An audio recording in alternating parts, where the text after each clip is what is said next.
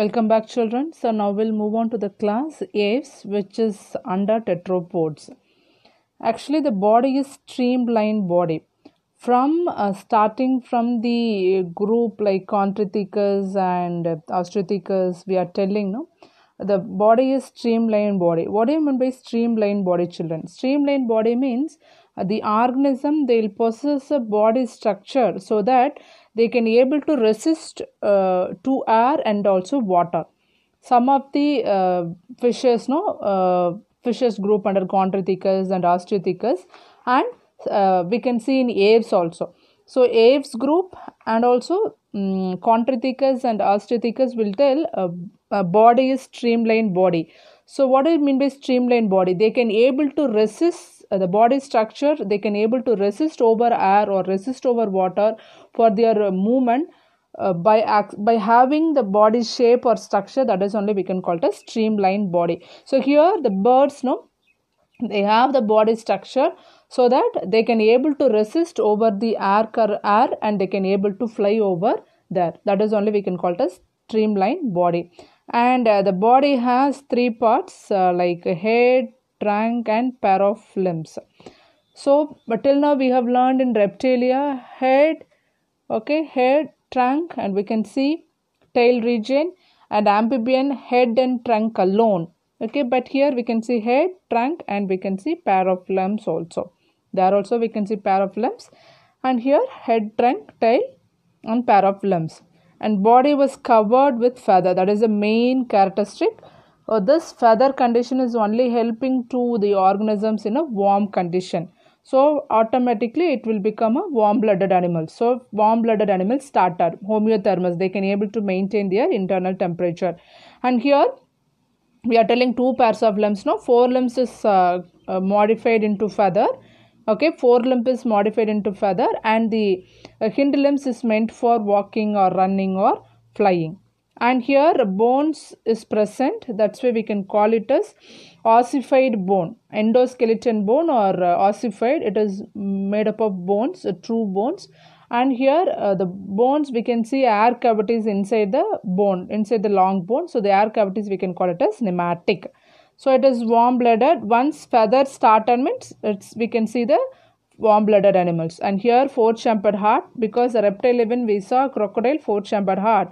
Even aves also we can see four-chambered heart. And no teeth in beak. Actually, what is beak, children? Beak is a very peculiar characteristic, can be seen only in aves. It is a modified jaws. We learned in the Agnatha there is no jaws. But under fishes, we can see upper jaw and lower jaw. Amphibian also upper jaw, lower jaw. Reptiles also we can see jaws, upper jaw and lower jaw. But aves alone we cannot see jaws. But the jaws were modified into beaks. So what is beak actually? Beaks are nothing but the modified jaws only. We can call it as beaks. Is that clear, children? And here we cannot see the teeth. For that only alimentary canal was designed to have a gizzard. Gizzard we can able to see only in earthworm. A region in the alimentary canal to grind the substance. Even in birds also there is no teeth. So alimentary canal will possess a structure called gizzard for the digestion to be complete. So alimentary canal has a cropped gizzard. Why? Because there is no teeth. So it need to be digested. It can be done in the gizzard region of the digestive system, alimentary canal. And here we can see a sharp eyesight. Eyesights can be very sharp. And actually oil glands, it can be seen in the base of tail. In the tail region, we can able to see the oil gland. And it is also oviparous. Oviparous, they used to lay eggs. Common example, crow, parrot and all. These are some common example under aves. So what and all characteristic you want to remember? Aves means started feathers, so it is a warm-blooded animals. Bones are ossified and you can see cavities in that, so hollow bone or pneumatic bone. Forelimbs were modified into wings and jaws are modified into beaks. No teeth, so gizzard is present in the digestive system. And respiration is by lungs. Remaining and all common. Air sacs will be present and sexes are separate. Fertilization is internal and it is all oviparous. So that's all about the class apes, and common example was given in your NCERT, like along with the scientific name. Corvus means crow, columba pigeon, okay, and Cytocla parrot, P silent, and Struta ostrich, pavo peacock, okay, Nephron vulture, Neophron vulture, and Epnoditis penguin. So you want to remember some common examples alone. Next we'll move on to Mammalia. Glass comes under Tetrapoda, and here we can see it will found in a variety of habitats like mountain, polar region, and varied and desert. Every regions we can able to see the mammal groups. And peculiar M for M, milk producing mammary glands is present in the mammals. What is milk producing mammary gland? These are mammary glands, or mammary glands are nothing but a modified sweat gland. This we learn in your grade 12 reproduction chapter. What is mammary gland? Mammary glands are modified sweat gland only. So it will be seen in their most of the female, and it will help for the giving nutrition to the young ones. Okay, mammary glands will be present.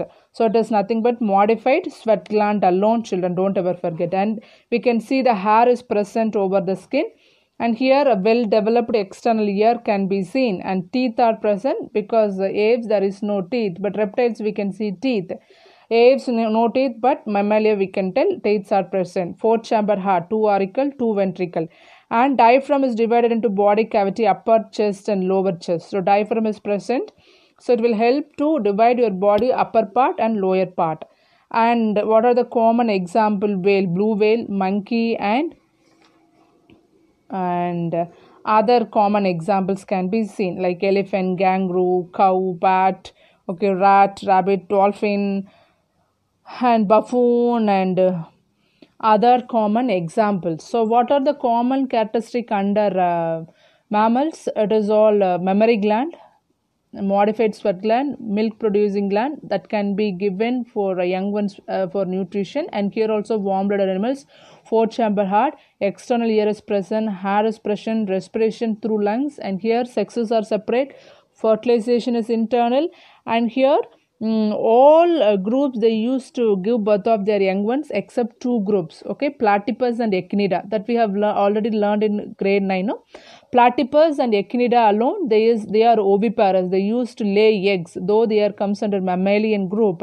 They used to lay eggs, platypus and echinida. The remaining and all we can see the viviparous group. Okay, children. So that's all about the vertebrates.